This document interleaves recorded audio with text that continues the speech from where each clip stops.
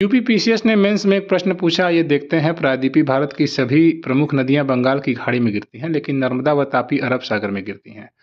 कारण बता रहे हैं कि नर्मदा और तापी नदियां विभ्रंश घाटी से होकर बहती हैं। अब आपको इसमें सही विकल्प चुनना है। ये इसका एक्सप्लेनेशन देख लेते हैं। अगर आप भारत के साउथ में चले जाएं और आप समुद्र में डूब कर भारत के पूर्वी ढाल और पश्चिमी ढाल का अंदाजा लगाएं, तो आपको दिखेगा कि पूर्वी ढाल अधिक है, लंबा है, पश्चिमी ढाल कम है। इसके बाद पश्चिमी ढाल तीक्ष्ण है और पूर्वी ढाल धीरे धीरे कम हो रहा है।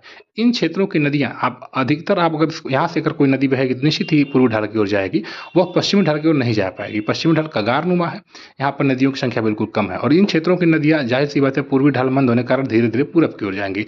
इसलिए अधिकांश नदियां, अगर आप देखें तो 80% क्षेत्र यहाँ पर है और लगभग 20% क्षेत्र ही यहाँ पर है, तो अधिकांश नदियां आपकी पूरब की ओर चली जाती हैं। लेकिन प्रश्न यह है कि फिर नर्मदा व तापी अरब सागर में गिरती हैं क्या? जी हाँ, अगर आप भारत के मानचित्र को देखें तो ये विंध्य पर्वत दिखाई दे रहा है और नीचे आपको नर्मदा दिखाई दे रही है हरे रंग में। यहाँ पर देखिए आप, नर्मदा जा रही है जो कि पश्चिम की ओर जा रही है और उसके बाद यहाँ पर आपको तापी हरे रंग में दिखाई दे रही है, ये भी पश्चिम की ओर जा रही है। बीच में आपको सतपुड़ा दिखाई दे रहा है। ऐसा क्यों है? अभी हमने कहा कि जब ढाल इसका पूरब की ओर है अधिकतर, तो फिर इस नदी को भी इधर आना चाहिए। नहीं, इसका कारण आइए यहाँ समझ लेते हैं। ये विंध्य पर्वत है और ये नर्मदा भ्रंश है। यहाँ की जो भूमि है वो भ्रंशित है, यानी कि बैठ गई। कभी एक समय था जब ये नदी, ये जो जमीन है यहाँ इसके बराबर हुआ करती थी, लेकिन ये बैठी, यहाँ बैठ गई और यहाँ पर भी ये नीचे बैठ गई, जमीन के अंदर धंस गई है। इसकी वजह से नर्मदा भ्रंश और तापी भ्रंश का निर्माण हुआ है। बीच में सतपुड़ा नहीं धंसा है, ये भौगोलिक गतिविधियों की वजह से ऐसा हुआ है।